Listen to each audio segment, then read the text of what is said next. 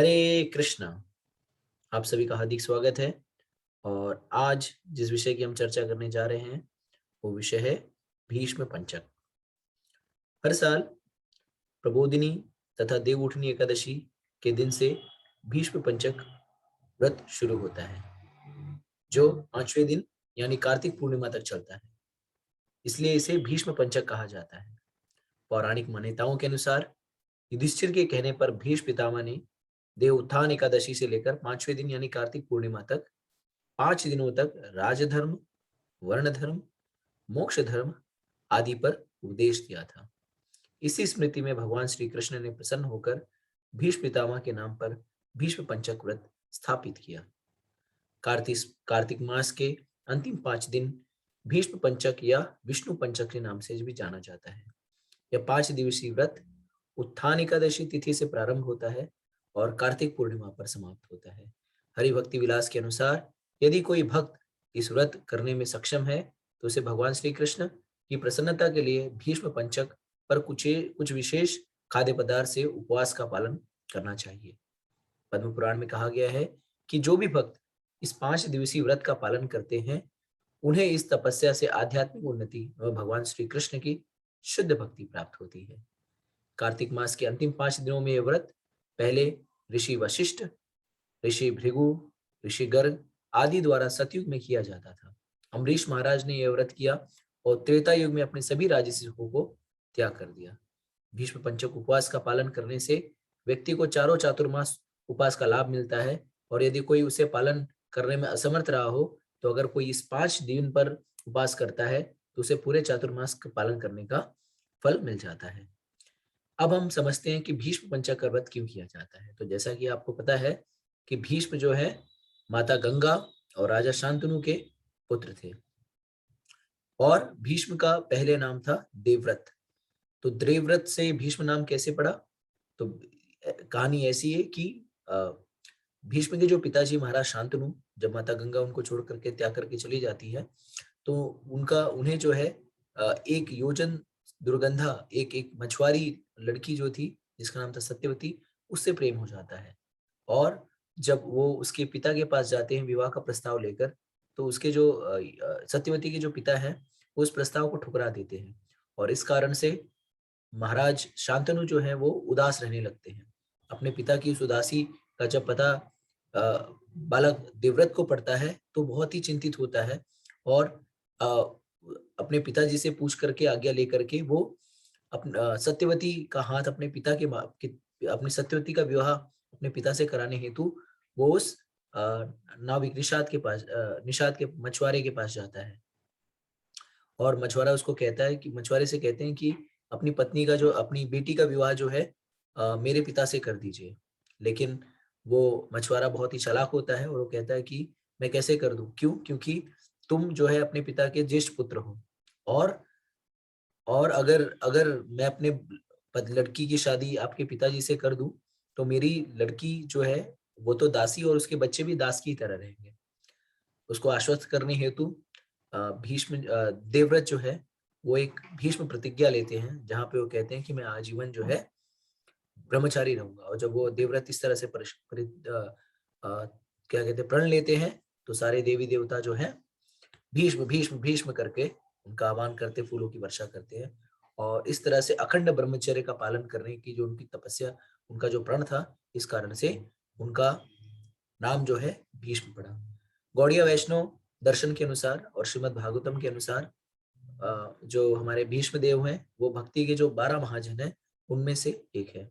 और चूंकि उन्होंने अपने पिता की इच्छा के लिए, पिता की शादी करवाने के लिए खुद जो है अखंड ब्रह्मचर्य व्रत का पालन करने का निर्णय किया। इस कारण उनके पिता शांतनु महाराज ने उन्हें इच्छा मृत्यु का वरदान दिया कि अगर उनकी मृत्यु कैसे होगी, जब वो चाहेंगे तभी उनकी मृत्यु होगी। उसके पहले उनको कोई मार नहीं सकता जब तक कि वो ना खुद चाहे। इस कहानी को बैकग्राउंड में रखते हुए अब हम आगे बढ़ते हैं। और जैसा कि आपको पता है कि भीष्म भीष्म कौरव पांडव में युद्ध हुआ था और भीष्म जो थे वो कौरव पक्ष में थे। और कौरव पांडव पक्ष के अर्जुन के द्वारा उन्हें उन्हें जो है सरशैया पे लिटा दिया गया था। तो महाभारत के युद्ध की समाप्ति होने के समय गंगा पुत्र भीष्म सूर्य के उत्तरायण होने की प्रतीक्षा में बाणों की शैया पर शयन कर रहे थे। और तब भगवान श्री कृष्ण ने पांडवों से कहा कि वो भीष्म के पास जाएं और भीष्म से प्रार्थना करें कि उन्हें राज्य चलाने हेतु उपदेश प्रदान करें।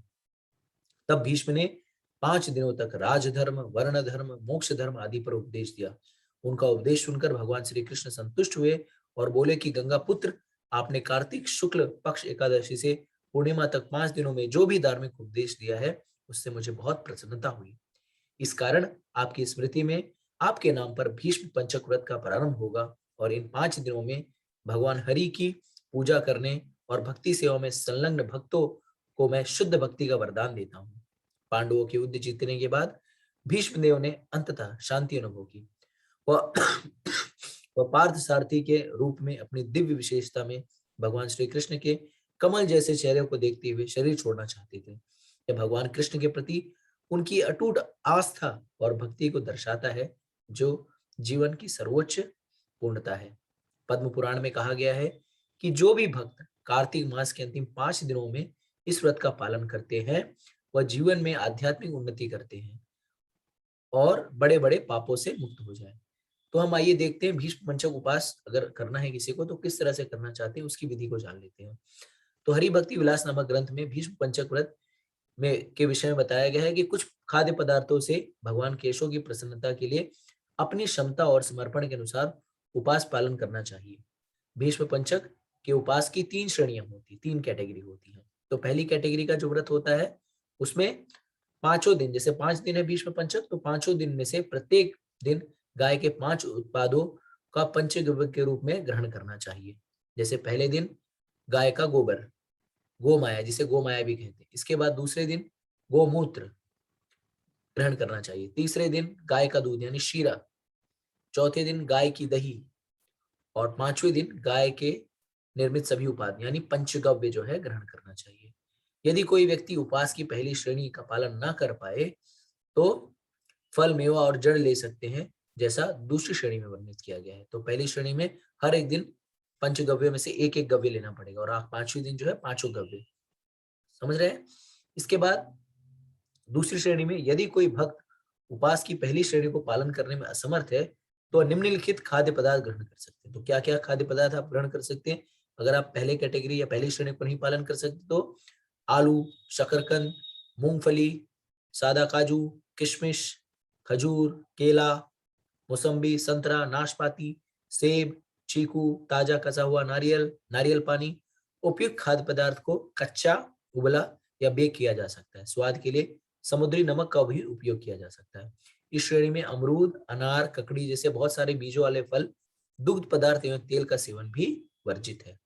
अब उपास की तीसरी श्रेणी आती है। यदि कोई भक्त उपास की दूसरी श्रेणी को पालन करने में असमर्थ है तो वह हविष्य ले सकता है, जैसा कि निम्नलिखित पुराणों में संवर्णित है। तो पद्म पुराण में ब्रह्मखंड अध्याय 23, स्कंद पुराण में विष्णु खंड, कार्तिक महात्म्य में अध्याय 32 और गरुड़ पुराण में पूर्व खंड अध्याय 123 में इसके विषय में बताया गया कि हविष्य कैसे ग्रहण किया जा सकता है। तो श्री हरि भक्ति विलास में हविष्य के विषय में 13-10 से लेकर अध्याय 13 से श्लोक संख्या 10 से 13 के मध्य में हविष्य बनाने के लिए जो सामग्री की आवश्यकता है उसके विषय में बताई गई। हविष्य क्या है? एक प्रकार की विशेष खिचड़ी है। तो ये हविष्य कैसे बननी चाहिए? तो चावल, शुद्ध गाय का घी, गाय का दूध और मलाई, समुद्री नमक, कच्चा केला, गेहूं, नारियल पानी, फल। स्कंद पुराण नागरखंड कहते हैं कि उन्हें एक छोटे से बीज के साथ होना चाहिए या केवल कुछ बीजों के साथ। जड़ें, गन्ने से बने उत्पाद जैसे गुड़ इत्यादि, पालक का काला साग, पिपली, जड़ी बूटी, कार्तिक के महीने में हविष्य के हिस्से में। ठीक है, तो ये सारी चीजें जो है हम कार्तिक के महीने में या इस 5 दिनों में ले सकते हैं। और कुछ कुछ चीजें जो है हमें उससे बचना चाहिए। कौन कौन सी चीजें से हमें बचना चाहिए? तो मूंग दाल, तिल का तेल, बेट शाखा, साष्टिका शाखा, मूली, जीरा, इमली, इन सारे चीजों से हमें बचना चाहिए। तो पूजा की विधि क्या है, कैसे पूजा की जानी चाहिए? तो गरुड़ पुराण के अनुसार भीष्म पंचक व्रत के दिनों में भक्तगण द्वारा भगवान श्री कृष्ण के समक्ष निम्नलिखित फूल अर्पित किए जाने चाहिए। तो पहले दिन भगवान के चरणों में पद्म यानी कमल का फूल अर्पित होता है। दूसरे दिन भगवान की जांघ पर विप्लव का पत्र अर्पित करना होता है।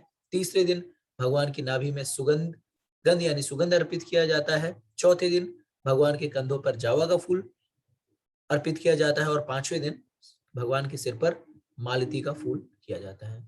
तो इस तरह से अगर कोई इन विधानों का पालन करते हुए अगर कोई भगवान की पूजा अर्चना करता है तो वो चातुर्मास के 4 महीने अगर उसने चातुर्मास का पालन नहीं किया है फिर भी उसे जो है सारा फल इन 5 दिनों का व्रत करने से प्राप्त हो जाता है। और साथ ही साथ इस 5 दिनों में हमें चाहिए कि हम ज्यादा से ज्यादा जो है भगवान के नामों का जप करें, उनके बारे में श्रवण करें, भगवत गीता भागवत इत्यादि का अध्ययन करें। और अगर आप दान चैरिटी ये सब भी करते हैं तो भी बहुत ही लाभदायक और फलदायक होता है।